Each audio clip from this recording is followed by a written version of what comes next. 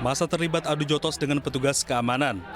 Mereka berusaha melerai dan menenangkan mahasiswa dari HMI yang meminta penjelasan Bupati terkait rekrutmen tenaga honorer menjadi ASN jalur P3K.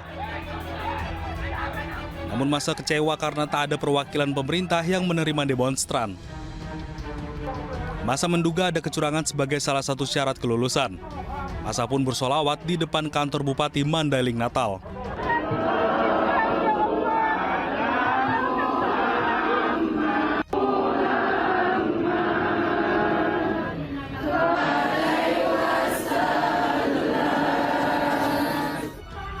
Salah satu karyawan honorer pun menyampaikan keluhannya. Menurutnya ada perbedaan nilai akhir dari pas tes dan yang diumumkan oleh BKD setempat. Sangat berbeda jauh ketika diumumkan oleh BKD pengumuman kelulusan P3K atau anggaran 2023 Kabupaten Mandailing Natal sangat berbeda jauh nilainya dengan hasil yang didapatkan sewaktu kami melaksanakan mengikuti ujian KAT di Medan. Sementara terkait dugaan adanya korupsi dalam rekrutmen tenaga honorer menjadi ASN, kini dalam penyelidikan Direktorat Kriminal Khusus Polda Sumatera Utara. Dari Mandailing Natal, Sumatera Utara, Ahmad Hussein Lubis, iNews melaporkan. Pasca mendekam 3 hari di Polsek Tambora, pedangdut Saipul Jamil akhirnya resmi dibebaskan. Residivis kasus pencabulan anak di bawah umur itu bebas karena tidak terbukti menggunakan narkoba.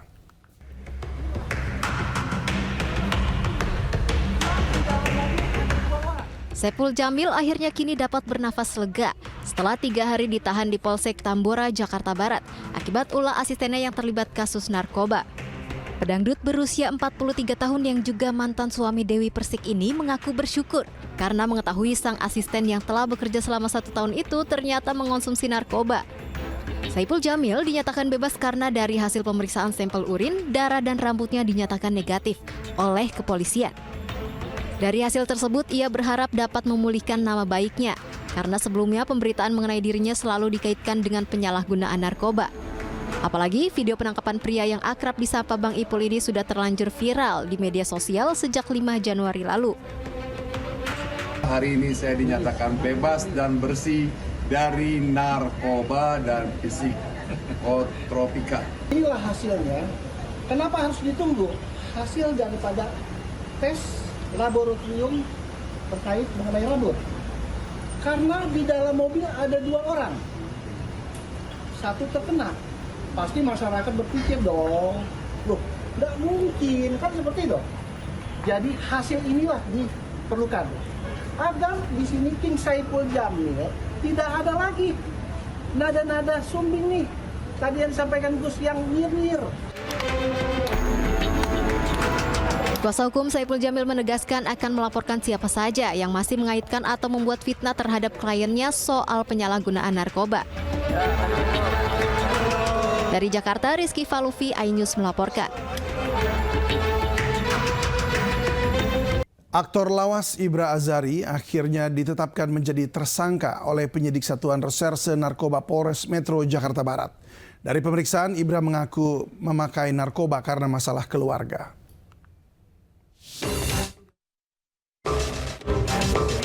Satuan Reserse Narkoba Polres Jakarta Barat telah menetapkan 4 tersangka terkait kasus narkotika yang menjerat Ibra Azari.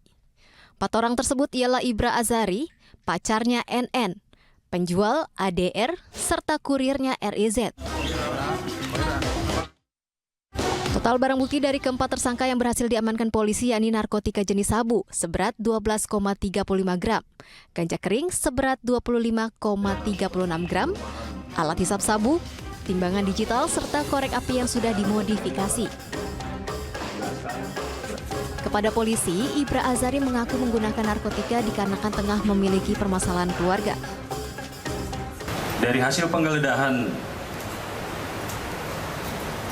di kontrakan tersangka ADR dan RIZ, penyidik berhasil mengamankan 1 paket sedang narkotika jenis sabu dengan berat 10,93 gram.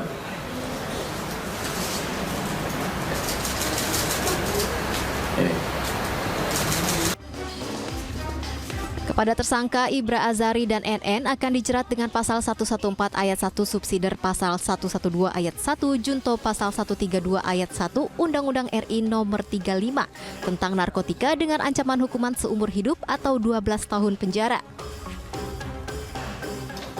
Sedangkan tersangka penjual ADR serta kurirnya RIZ akan dijerat dengan pasal 114 ayat 2 subsider pasal 112 ayat 2, pasal 11 ayat 2 junto pasal 13 ayat 1 Undang-Undang RI nomor 35 tentang narkotika dengan ancaman hukuman seumur hidup atau 20 tahun penjara. Dari Jakarta, Rizky Falufi, iNews melaporkan. Kita ke informasi calon presiden nomor urut 1 Anies Baswedan dan capres nomor urut 2 Prabowo Subianto yang tidak bersalaman usai debat ketiga Pilpres 2024. Capres Anies mengaku sempat mencari Prabowo Subianto usai debat namun tidak bertemu.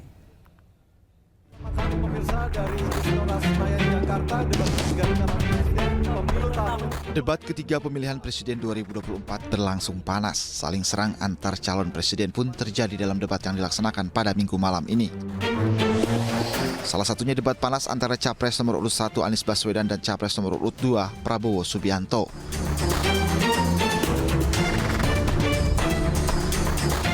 Setelah debat berakhir, Anies Baswedan dan Prabowo Subianto tidak bersalaman. Anies menyebut ia sempat mencari Prabowo usai debat namun tidak bertemu.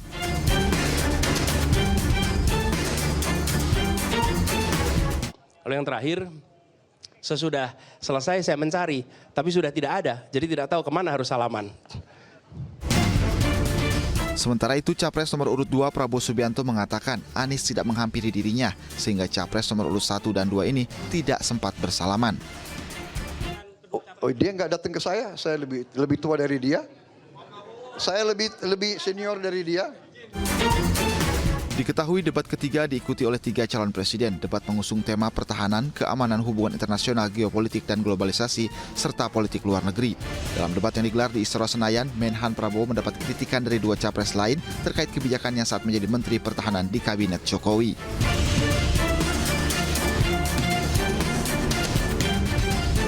Dalam debat ketiga, Ganjar Pranowo mengungkap skor untuk bidang pertahanan yang kini dipimpin oleh capres nomor urut 2 Prabowo Subianto. Skor yang diberikan Ganjar adalah 5. Terima kasih Pak Ganjar. Pertanyaan ini terkait dengan kinerja Kementerian Pertahanan.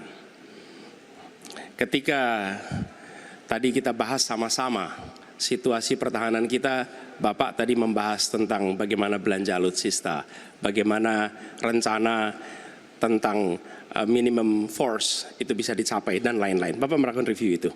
Nah, di sisi lain Bapak juga waktu itu pernah memberikan penilaian atas kinerja penegakan hukum di Indonesia. Bapak beri skor 5 atas kinerja hukum di Indonesia. Pertanyaannya sekarang terkait dengan pertahanan, berapa skor yang Bapak berikan atas kinerja Kementerian Pertahanan yang dipimpin oleh Bapak Prabowo? Silakan Pak Ganjar. Baik, masih ada waktunya Pak Anies? Cukup Pak Anies? Cukup. Baik, langsung saja kami persilakan Pak Ganjar untuk menjawab pertanyaan dari Pak Anies. Waktu Bapak 2 menit dimulai ketika berbicara, silakan. 5 juga. Saya punya datanya dan kemudian akan saya sampaikan. Maka di meja saya sudah saya siapkan data satu persatu. Namun demikian Mas Anies, tentu saja ada yang ingin saya sampaikan dari apa yang tadi sudah saya utarakan. Ketika kemudian kita ingin membangun sistem pertahanan kita, maka dalam perencanaan kita tidak boleh gonta-ganti. Kita mesti ajak, mesti konsisten. Kedua, kita mesti mendengarkan betul-betul dari seluruh matra.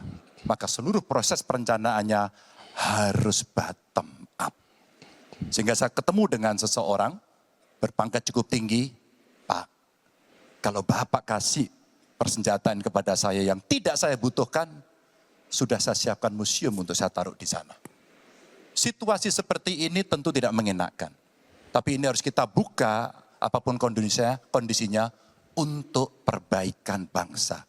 Kritik otokritik itu menyehatkan. Tidak ada kok rasa dengki di hati saya. Yang ada adalah bagaimana rasa cinta tanah air ini mesti kita wujudkan. Agar kemudian kita betul-betul bisa menjadi negara kuat di banyak area dan kita berbicara di dunia internasional disegani. Bung Karno pernah menyampaikan itu. Daulat politik itu wajib. Berdikari dalam bidang ekonomi mesti dituju. Dan kita punya kepribadian dalam kebudayaan. Sekarang daulat ekonomi pertahanan kita mesti kita tunjukkan. Maka ketika banyak perusahaan-perusahaan waktu itu yang sangat strategis dibikin, itu mimpi sejak dari lama pendiri bangsa agar kita menjadi negara kuat. Dan itulah yang sebenarnya kita-kita yang harus meneruskan itu. Begitu Mas Anies. Ya, makasih Pak Ganjar. Cukup Pak Ganjar, baik Pak Anies. Silakan menanggapi jawaban dari Pak Ganjar, waktu 1 menit Pak Anies, silakan. Jadi TNI, tentara kita, polisi kita, semua bekerja luar biasa di lapangan. Kita harus berikan rasa hormat dan terima kasih. Karena mereka mengerjakan hal-hal yang sulit, hal-hal yang berat. Tapi sisi kebijakan menurut saya lebih parah. Kenapa? Di era Pak SBY, kenaikan gaji terjadi 9 kali. Selama era ini hanya bernaik gaji 3 kali dan akan naik nanti tahun depan. Karena menjelang pemilu mungkin naik gajinya. Tapi di sisi lain, kesejahteraannya tidak dipikirkan dengan serius. Tukin hanya 80%. Lihat Kementerian Keuangan, lihat Kementerian PUPR. Menteri-menterinya mengusahakan peningkatan tukin di mereka.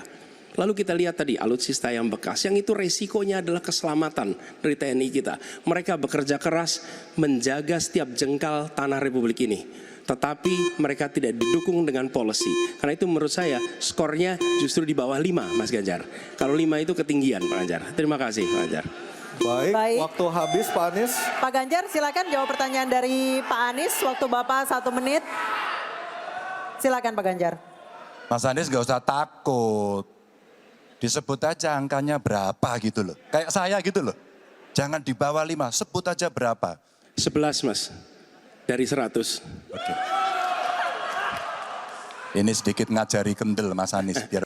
Debat panas juga terjadi saat Anies Baswedan memberi pertanyaan ke Prabowo Subianto soal etika yang dihubungkan dengan pemimpin negara.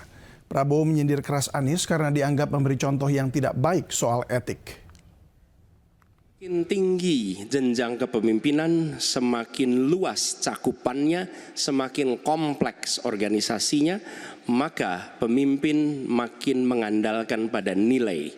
Bukan lagi teknis-teknis, tapi makin mengandalkan pada nilai. Itu yang membedakan antara kepemimpinan yang kompleks dengan yang sederhana. Nah, pertanyaan yang ingin saya sampaikan kepada Bapak adalah apa hubungan antara standar etika seorang pemimpin negara dengan kemampuannya dalam menjaga pertahanan, keamanan, dan kedaulatan negara. Terima kasih. Baik, waktu masih ada Pak Anies. Sudah cukup. Cukup. Baik, kami persilakan kepada calon presiden nomor urut 2, Bapak Prabowo Subianto untuk menjawab pertanyaan dari Bapak Anies. Waktu Bapak 2 menit dimulai ketika berbicara, silakan. Saya sependapat bahwa semakin tinggi, semakin kompleks, memang kepemimpinan itu butuh nilai. Nilai-nilai yang sangat fundamental. Pertama, nilai adalah cinta tanah air. Kedua, kejujuran. Ketiga, kebersihan yang Bapak bolak-balik ngomong. Harus memberi contoh. Tidak boleh korupsi dengan bentuk apapun. Jadi saya sependapat harus ada kepemimpinan berdasarkan nilai. Ya. Jadi hubungan dengan etik benar. Ya, kita harus beretik dengan benar. Ya, jujur. Apa yang kita katakan itu ya yang ada di hati kita. Jangan lain di mulut, lain di hati. Dan harus cinta tanah air. Pertahanan ini sakral bagi kita. Ini menyangkut keselamatan kita. Jangan karena ambisi pribadi kita menghasut dan menyesatkan rakyat. Itu etik yang tertinggi. Saudara Profesor Anies Baswedan. Itu etik yang tertinggi. Kebersihan jiwa. Kejujuran, kesetiaan kepada rakyat.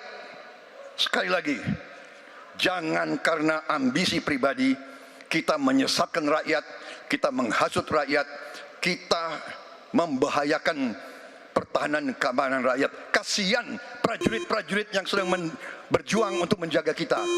Polisi-polisi yang menjaga kita, kasihan. Kalau ada calon-calon pemimpin yang kerjanya hanya menghasut saja. Waktu habis, terima kasih Pak Prabowo. Calon Presiden nomor urut 2 Prabowo Subianto mendapat sentimen negatif paling tinggi usai debat ketiga Pilpres. Sementara calon Presiden nomor urut 3 Ganjar Pranowo mendapat sentimen negatif paling kecil dibandingkan rivalnya. Berdasarkan data analis drone emprit dari media sosial Twitter atau X, selama debat berlangsung, Capres Prabowo Subianto mendapat sentimen negatif sebesar 54% dan positif 40%.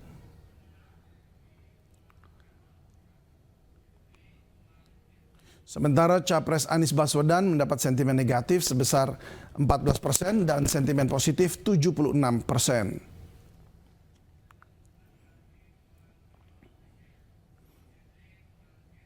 Capres nomor urut 3 Ganjar Pranowo mendapat sentimen negatif paling kecil yakni 11%, sementara sentimen negatif 72%. Data ini, maksud kami sentimen positif 72%. Data ini diolah drone emprit berdasarkan perbincangan di media sosial Twitter saat debat ketika berlangsung pada Minggu malam.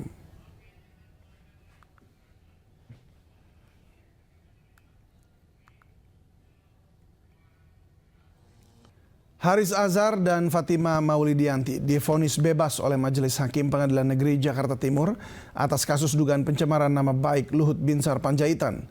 Majelis Hakim menganggap tuntutan kepada Haris dan Fathia tidak memenuhi unsur hukum. Maka Majelis Hakim berpendapat perbincangan antara Haris Azhar dengan Fathia Maulidianti dan ini bukanlah termasuk dalam kategori penghinaan dan atau pencemaran nama baik.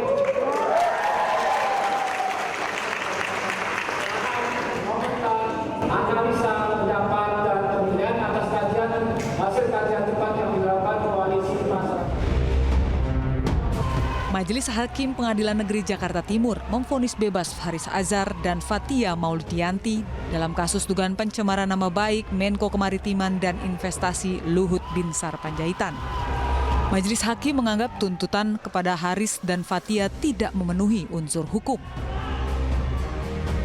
Dengan demikian, Haris dan Fathia lepas dari tuntutan pertama. Hakim juga merehabilitasi hak-hak Haris Azhar. Hakim juga menyatakan dakwaan jaksa terhadap Fathia tidak terbukti.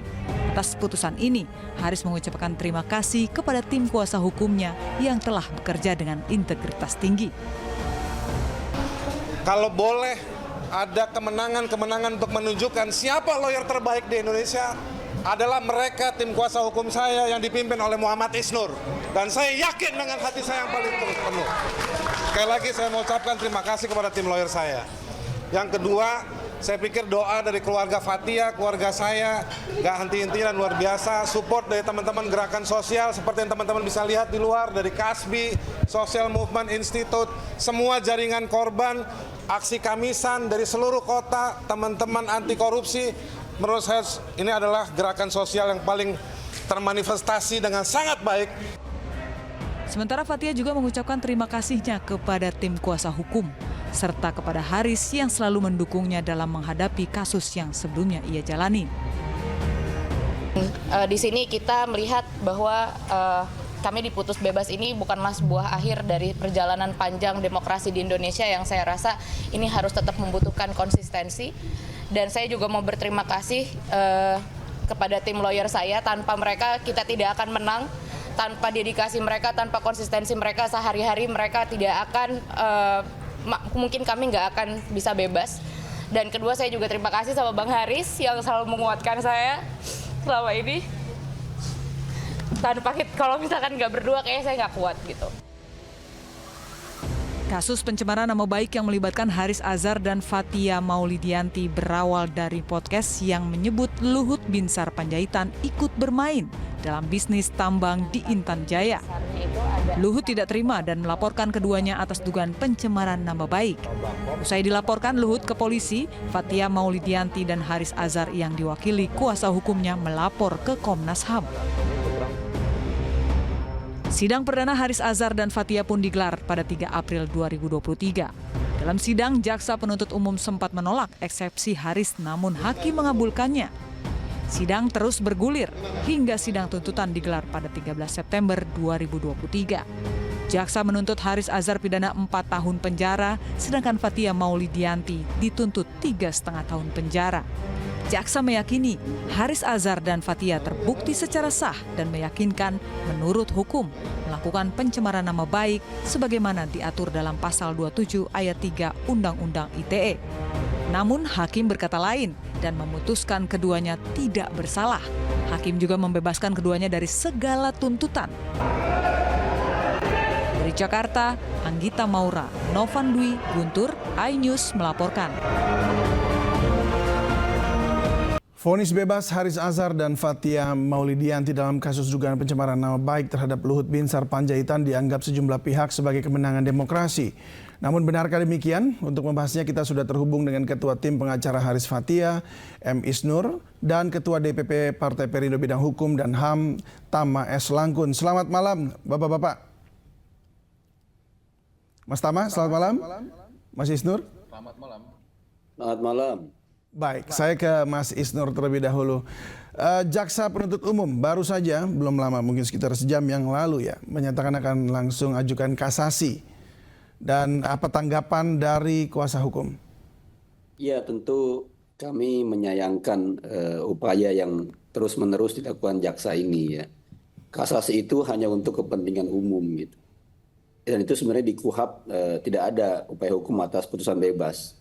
Ada presidensinya tapi untuk kepentingan umum. Pertanyaannya ini kepentingan umum yang mana? Kepentingan Lord kah? Kepentingan Pak Luhut kah? Atau kepentingan siapakah gitu?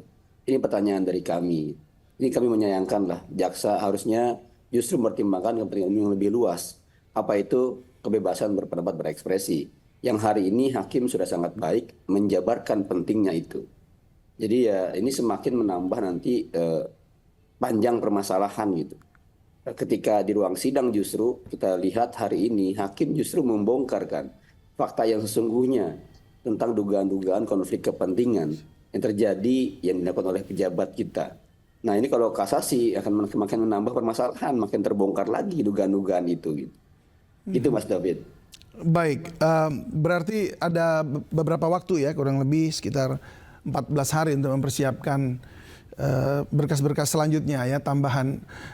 Nah sekarang saya mau ke Mas Tama. Mas Tama, sebenarnya kan ini vonisnya sudah bebas. Ya, apakah berarti pernyataan yang disampaikan Haris Fathia ini fakta yang benar adanya atau memang harusnya bisa diterima? Halo? Halo. Mas Tama? Oh ya. Ya, masih bersama dengan kami Mas Tama. Masih bisa dengar suara saya? Masih. Ya, masih bisa dengar. Baik, saya ulangi lagi pertanyaannya Mas. Vonis bebas ini kan, maksud saya Haris dan Fathia divonis bebas. Apakah ini berarti bahwa pernyataan yang disampaikan oleh keduanya itu adalah fakta atau ya itu bisa diterima di tengah masyarakat? Iya, Bung David, tentu saja kita harus menghargai apa yang kemudian sudah diputuskan oleh hakim. Dan bahkan kalau saya secara pribadi, tentu saja mengapresiasi apa yang kemudian sudah diputuskan oleh hakim. Karena tadi juga saya sempat hadir dalam pembacaan putusan, saya mendengarkan pertimbangan-pertimbangan yang disampaikan oleh majelis hakim. Dan saya rasa itu merepresentasikan bahwa memang hakim dalam hal ini mendengarkan banyak pihak, menggali semua sumber informasi yang ada, dan kemudian disampaikan dan dipertimbangkan dalam sebuah putusan. Ini yang menurut saya menjadi hal yang sangat baik. Dan ke depan sebetulnya putusan yang seperti ini bisa menjadi semacam landmark decision gitu untuk putusan perkara-perkara yang sejenis. Jadi kalau ada kasus pencemaran baik, kemudian kasus dugaan berita bohong dan lain sebagainya, saya rasa bisa merujuk pada putusan ini. Jadi saya rasa ada banyak hal yang kemudian kita bisa pelajari dari putusan yang hari ini dibacakan untuk Haris dan Fathia. Dan kemudian tentu saja ini juga ucapan selamat kepada rekan-rekan kuasa hukum yang memang sudah berjuang sangat keras begitu untuk membela kepentingan Haris dan Fathia dalam kaitannya menjaga kebebasan berekspresi, termasuk juga melakukan kritik publik. Jadi saya rasa poinnya ada di sana.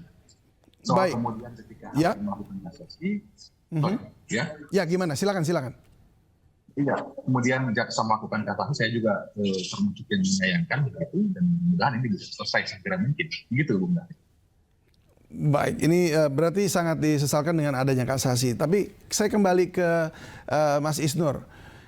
Anda katakan tadi bahwa ini juga akan kemudian membuka fakta-fakta yang sebenarnya. Apakah ada artinya bukti-bukti atau alat bukti lanjutan yang kemudian nanti bisa membuka kebenaran yang sebenarnya? Ya, kalau kasasi itu lebih kepada proses menguji apakah yang dilakukan di persidangan itu secara formilnya gitu ya, itu benar.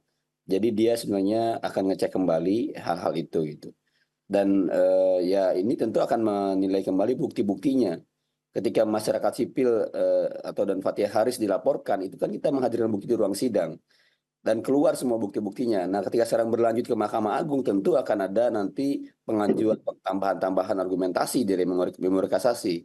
Dan itu tentu menarik kalau kita akan tambahkan bukti-bukti baru atau tambahan-tambahan keterangan baru, ya kan? Seperti itu. Dan ini menjadi energi kita menjadi tersita ya untuk kepentingan pejabat ya, yang kemudian tidak terima dengan sebuah kritik gitu. Tadi hakim sudah sangat baik memberikan pengantar, memberikan kesimpulan bahwa Indonesia itu menjamin kebebasan berpendapat berekspresi. Bahkan hakim mencontohkan contoh presiden ya, Pak Jokowi yang sudah sangat banyak dikritik, tapi tidak pernah melaporkan orang-orang yang menghina dan mengkritiknya gitu. Jadi ini sebenarnya sindiran yang sangat nyata dari hakim. Agar sebenarnya Pak Luhut ya tidak lagi memproses, tidak lagi untuk meneruskan ya, dan tidak lagi boleh ada pejabat seperti Pak Luhut ini yang mengkriminalisasi orang yang melaporkan, yang mengkritik gitu. Itu pesan yang sangat tegas dari Pak Hakim gitu. Baik, saya kembali ke Mas Tama. Apakah ini juga terus kemudian menggambarkan bahwa demokrasi kita artinya saat ini masih belum pada puncaknya yang diharapkan ideal begitu, Mas Tama? Ya, tentu saja ini kan kemudian menandakan dua hal. Satu sisi perkara-perkara yang berhubungan dengan pencemaran nama baik atau upaya-upaya pembungkaman demokrasi ini masih terus berjalan. Bahkan kemudian kita juga saksikan secara bersama-sama, bahkan kami pun juga dari Partai Perindo, kemudian ada rekan kami Mas Iman Wicaksono yang kemudian juga dilaporkan dengan perkara-perkara sejenis dan kemudian perkara jalan terus. Nah ini kan kemudian memperlihatkan juga bahwa upaya-upaya demokrasi itu tentu saja masih terganjal dengan urusan yang seperti ini. Harusnya penegak hukum dari mulai kepolisian, kejaksaan, hakim itu kemudian sudah bisa fokus kepada perkara-perkara yang betul-betul itu menyita perhatian publik, kepada perkara yang betul-betul itu merugikan masyarakat. Tidak kemudian urusan yang sifatnya personal yang kemudian juga sebetulnya bisa selesai begitu dengan mempertimbangkan prinsip-prinsip yang ada. Ini justru sebaliknya, malah terkesan bahwa penegak hukum itu agresif sekali terkait dengan perkara-perkara yang melibatkan dengan kritik. Padahal demokrasi kita nggak akan kemudian bisa berjalan baik-baik saja kalau upaya-upaya kritik tersebut itu dibungkam. Dan kita juga tahu hari ini pemilu sedang berjalan dan kemudian upaya pemilihan kepada pemimpin negara pun sedang dilakukan, termasuk juga calon-calon legislatif. Ini kan juga butuh kontrol, butuh partisipasi masyarakat. Dengan adanya upaya-upaya yang seperti ini membuat membuat orang yang berpartisipasi menjadi semakin takut dan ragu-ragu. Dan kemudian ketika ini terus dilanjutkan, ini kan membahayakan demokrasi. Maka dari itu kita harus dukung proses ini untuk tidak jalan seperti yang sekarang. Kita harus segera dihentikan dan kita juga harus apresiasi kepada pihak-pihak yang menjaga dan melindungi demokrasi. Ini dia yang penting, Mas. Baik, saya kembali ke Mas Isnur. Singkat saja, Mas Isnur, apakah dalam beberapa waktu terakhir ini semasa lagi persidangan ada intimidasi-intimidasi gitu kepada para terdakwa yang saat ini sudah bebas? Tidak ada intimidasi yang lain, tapi dakwaan itu adalah intimidasi. Persidangan adalah intimidasi kepada aktivis gitu. Ya kan upaya-upaya melalui pengadilan adalah upaya pembungkaman. Itu yang disebut dengan SLAP ya. strategic lawsuit against public participation. Orang dikriminalkan, orang dipidana, tujuannya apa? Membungkam gitu. Dan hari ini kita bisa melihat bahwa tadi kan di ruang sidang sebenarnya jaksa itu bicara, kami akan pikir-pikir. Bagi saya pikir-pikir itu memerlukan pendalaman, memerlukan refleksi, memerlukan kajian yang serius, dan jaksa punya waktu 2 minggu untuk kasasi. Tapi setelah kemudian kami menduga ya, setelah ada rilis dari Pak Luhut agar berharap untuk kasasi, di saat yang sama langsung keluar permohonan kasasi gitu. Jadi pertanyaannya, apakah kasasi ini dilakukan oleh jaksa untuk kepentingan umum dengan kajian, pendalaman, pikir-pikir yang matang, atau karena desakan dari Pak Luhut? Nah, kalau kemudian ini desakan dari Pak Luhut, justru jadi sangat aneh bahwa negara, sekelas lembaga negara, kejaksaannya, justru kemudian jadi mewakili ya, jadi seperti kuasa hukum atau advokatnya satu orang gitu.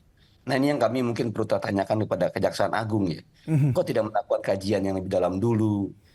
Betapa banyak kasus-kasus atau upaya-upaya kasasi seperti ini oleh Mahkamah Agung ditolak gitu.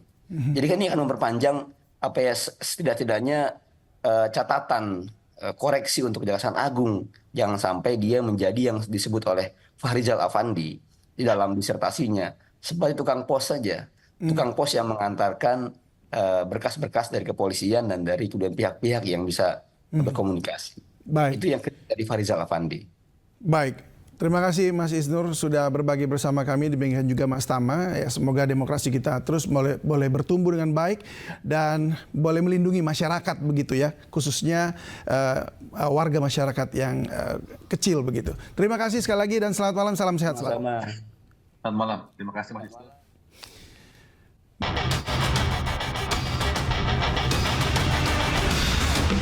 Beginilah suasana saat tim rescue dari Dinas Pemadam Kebakaran DKI Jakarta tengah mengevakuasi seorang pria lansia dari lantai 2 rumah di Jalan Tanah Abang 4, Petojo Selatan, Gambir, Jakarta Pusat.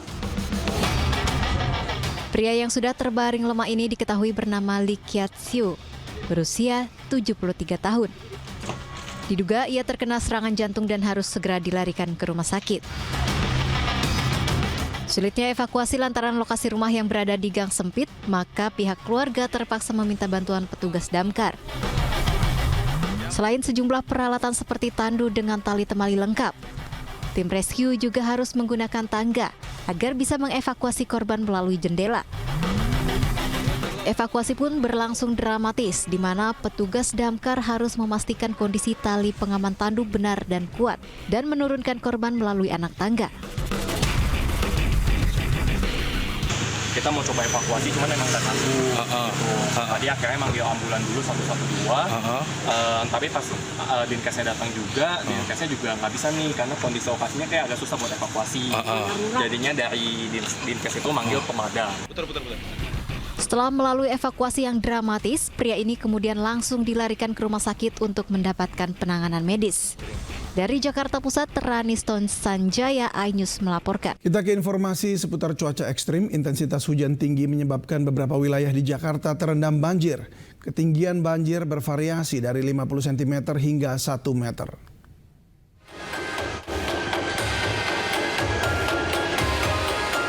Banjir merendam pemukiman warga di Kapuk Muara, Penjaringan, Jakarta Utara, Senin pagi. Banjir kerap terjadi jika intensitas hujan tinggi serta Kali Jodo dan Kali Gagak meluap. Sebanyak 111 kepala keluarga terdampak banjir, akibatnya aktivitas warga terganggu. Bantuan aja. Apa bantuan pemerintah ya, atau sembako atau apa. Hingga saat ini belum ada warga yang mengungsi. Warga lebih memilih bertahan di rumah mereka. Sementara itu, banjir juga melanda sedikitnya 150 rumah di Tanah Rendah, Kampung Melayu, Jakarta Timur.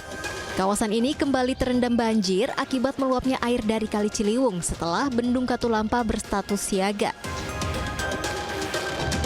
Terlihat warga beraktivitas seperti biasa, berjualan, bekerja, bahkan terlihat beberapa anak memanfaatkan banjir untuk berenang. Proyek sodetan Kali Ciliwung yang bertujuan mengurangi banjir belum sepenuhnya berdampak pada warga yang berada di bantaran kali. Hingga pagi tadi, banjir di Tanah Rendah, Kampung Melayu, Jakarta Timur perlahan surut seiring debit air di Kali Ciliwung yang terus menurun. Dari Jakarta, Tim Liputan iNews melaporkan. Korban tewas bencana longsor di Subang, Jawa Barat bertambah menjadi 2 orang. Korban kedua ditemukan tertimpa material longsor.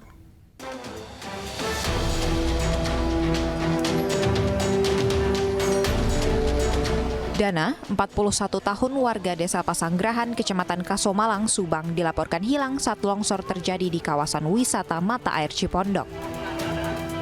Dalam proses pencarian, tim SAR gabungan awalnya menemukan sepeda motor korban. Tidak lama kemudian di lokasi yang sama, petugas akhirnya menemukan korban dengan kondisi sudah tak bernyawa. Korban ditemukan tertimpa material longsor dan pohon sehingga proses evakuasi berjalan cukup sulit.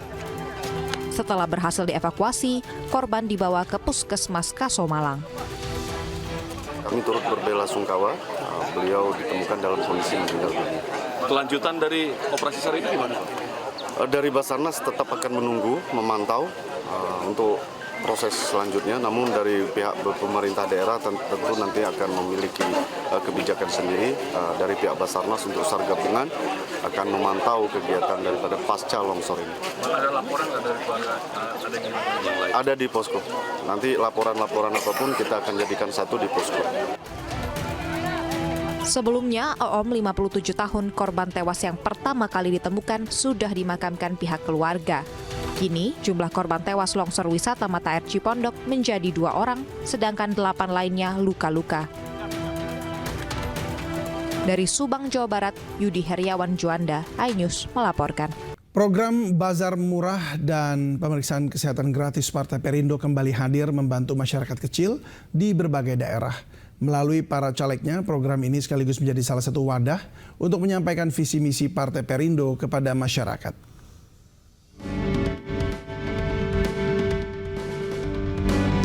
Caleg Partai Perindo untuk DPR RI Dapil Jawa Barat 2, Abdul Kholik Ahmad, kembali menggelar bazar murah minyak goreng dan pengecekan kesehatan gratis untuk masyarakat di Kecamatan Arjasari, Kabupaten Bandung. Bazar ini mendapat sambutan hangat dari masyarakat yang membutuhkan bantuan sembako murah di tengah tingginya harga kebutuhan pokok. Masyarakat memang sangat memerlukan adanya sembako murah yang hari ini kecenderungannya makin hari makin meningkat harganya. Nah, oleh karena itu maka hari ini kami menyelenggarakan bazar murah minyak goreng yang bisa ditebus oleh masyarakat senilai Rp5.000. Tak hanya di Kecamatan Arjasari, Ketua DPP Partai Perindo Bidang Keagamaan ini juga menggelar bazar minyak goreng murah di perumahan Kencana Ranca Ekek, Kabupaten Bandung. Dalam setiap kegiatannya, para caleg Partai Perindo juga mensosialisasikan visi misi pasangan Capres-Cawapres Ganjar Pranowo Mahfud MD kepada masyarakat. Dari Kabupaten Bandung, Jawa Barat, Saufat Endrawan Muji Prayitno, iNews melaporkan. Serangan membabi buta Israel di Gaza, Palestina menimbulkan trauma bagi anak-anak di kamp pengungsian. Informasinya akan hadir usai jeda berikut ini. Tetaplah bersama kami di iNews Prime.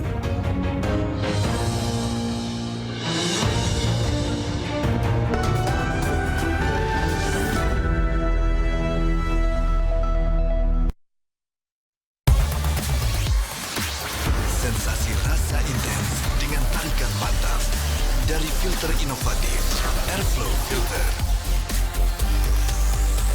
Marlboro Filter Black, Pursue Flavor. Fair & Lovely kini Glow & Lovely. Apa yang lebih baik dari wajah cerah? Yuk, dengar kata ahli. Bagi saya yang lebih baik wajah glowing. Kuncinya multivitamin. Makanya aku pakai Glow & Lovely. Dengan multivitamin dan glow serum yang meresap untuk wajah sehat Vita Glow. Glow &